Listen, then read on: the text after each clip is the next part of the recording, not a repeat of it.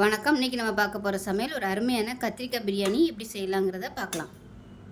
இப்போ ஒரு குக்கர் எடுத்துக்கலாம். தேவையான அளவுக்கு எண்ணெய் சேர்த்துக்கோங்க. எண்ணெய் நல்லா சூடாயிருச்சு. சின்னதாக 2 துண்டு பட்டை, ஒரு ஏலக்காய், 2 கிராம்பு சேர்த்துக்கலாம். பிரியாணி இலை சேர்த்துக்கலாம். இது நல்லா பொரியட்டும். இப்போ பாருங்கள், நல்லா பொரிய ஆரம்பிச்சிருச்சு. மீடியம் சைஸாக ஒரு பெரிய வெங்காயம் நீளமாக நறுக்குனதை சேர்த்துக்கலாம்.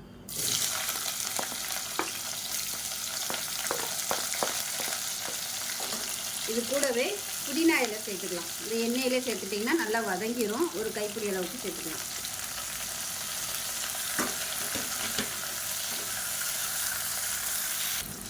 வெங்காயம் வதங்குறதுக்கு உப்பு சேர்த்துக்கலாம்.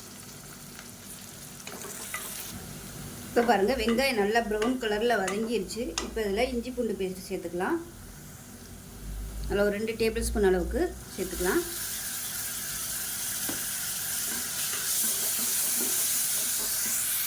இஞ்சி பூண்டு பேஸ்ட்டு நல்லா வதங்கிருச்சு. இப்போ இதில் ஒரு 5 சின்ன வெங்காயம், 2 முந்திரி பருப்பு, 2 பிஸ்தா பருப்பு, 2 பாதாம் பருப்பு, இது வந்து நல்லா நைஸாக அரைச்சி வச்சுருக்கேன். இதை சேர்த்துக்கலாம்.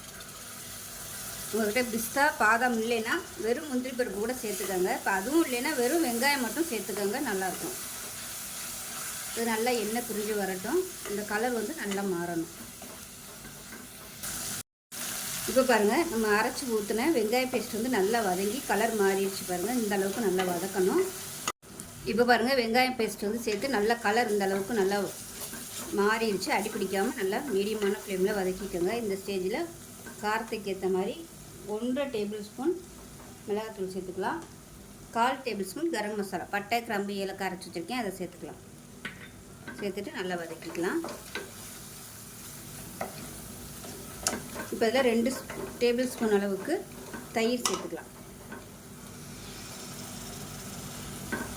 இதையும் நல்லா வதக்கிக்கலாம். இப்போ இந்த ஸ்டேஜில் ஒரு 5 கத்திரிக்காய், முழு கத்திரிக்காயாக எடுத்திருக்கேன். நல்லா 5 சைடும் நல்லா கீறிட்டு பூச்சியெல்லாம் இல்லாமல் செக் பண்ணி பார்த்துக்கோங்க. இப்போ அதை வந்து சேர்த்துக்கலாம். அப்படியே நீங்கள் நறுக்கி சேர்க்குறனாலும் சேர்த்துக்கலாம். நான் வந்து அப்படியே முழுசாக சேர்த்துருக்கேன். இப்போ நல்லா இதில் பரட்டி விட்டுக்கலாம். அந்த கத்திரிக்காயில் உப்பு சாடுறதுக்காக கொஞ்சமாக உப்பு சேர்த்துக்கலாம்.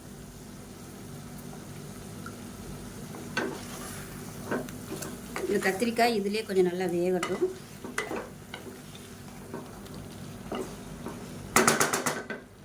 இப்போ கத்திரிக்காய் வதங்கிட்டு இருக்கையிலே மீடியம் சைஸாக 2 தக்காளி சேர்த்துக்கலாம்.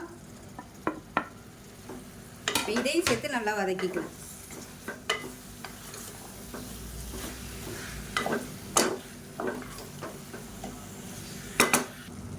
இப்போ பாருங்கள், நல்லா எண்ணெய் பிரிஞ்சு வந்துருச்சு. இந்த ஸ்டேஜில் தண்ணி சேர்த்துக்கலாம். நான் வந்து 1 டம்ளர் அரிசி எடுத்திருக்கேன், ஜீரக சம்பா அரிசி. 1 டம்ளருக்கு 1.25 டம்ளர் தண்ணி சேர்த்துருக்கேன். நல்லா சூடு பண்ணிவிட்டு அந்த தண்ணியை சேர்த்துக்கோங்க. இப்போ வந்து நல்லா கொதிக்கட்டும். ஒரு 2 நிமிஷம் கொதிக்கட்டும். இப்போ பாருங்கள், தண்ணி நல்லா 1 நிமிஷம் கொதிச்சிருச்சு. இப்போ இந்த ஸ்டேஜில் ஒரு 1/4 டம்ளர் அளவுக்கு பால் சேர்த்துக்கலாம். காய்ச்சின பால், காய்ச்சல பால் எதுனாலும் சேர்த்துக்கலாம். சேர்த்துட்டு நல்லா கலந்து விட்டுட்டு இப்போ ஊற வச்சுருக்கிற இந்த அரிசியை சேர்த்துக்கலாம். நான் வந்து ஜீரக சம்பா அரிசி எடுத்திருக்கேன். நீங்கள் வந்து பாசுமதி அரிசி எடுக்கிறனாலும் எடுத்துக்கலாம். இப்போ அதில் ஒரு 1/2 மூடி லெமன் ஜூஸ் பிழிஞ்சு விட்டுட்டு கலந்து விட்டுக்கலாம். கலந்து விட்டுட்டு 3 பச்சை மிளகாயை 2ஆக கீறி வச்சுருக்கேன், அதை மேலாப்பில் சேர்த்துட்டு பொடியாக கட் பண்ணால் கொத்தமல்லி இலையும் சேர்த்துக்கலாம். மறுபடியும் ஒரு தடவை கலந்து விட்டுட்டு குக்கரை மூடி வச்சிடலாம். மூடி வச்சுட்டு நல்லா ஒரு 2 விசில் விட்டுட்டு ஸ்டீம் போனதுக்கப்புறம் பார்க்கலாம். ஸ்டீம் போயிடுச்சு, எப்படி இருக்குன்னு பார்க்கலாம். பாருங்கள், நல்லா சூப்பராக வந்துருச்சு. கீழேருந்து மேலே வரைக்கும் கிளறி விட்டுக்கலாம். கொஞ்சம் சூடாக இருக்குது, அதனால் இந்த மாதிரி தான் இருக்கும். ஆறுச்சுன்னா கரெக்டாக வந்துடும். ஸோ சூப்பரான கத்திரிக்காய் பிரியாணி ரெடி ஆயிடுச்சு. இதே மாதிரியே செஞ்சு பாருங்கள். செஞ்சு பார்த்துட்டு எப்படி இருந்துச்சுங்கிறத சொல்லுங்கள்.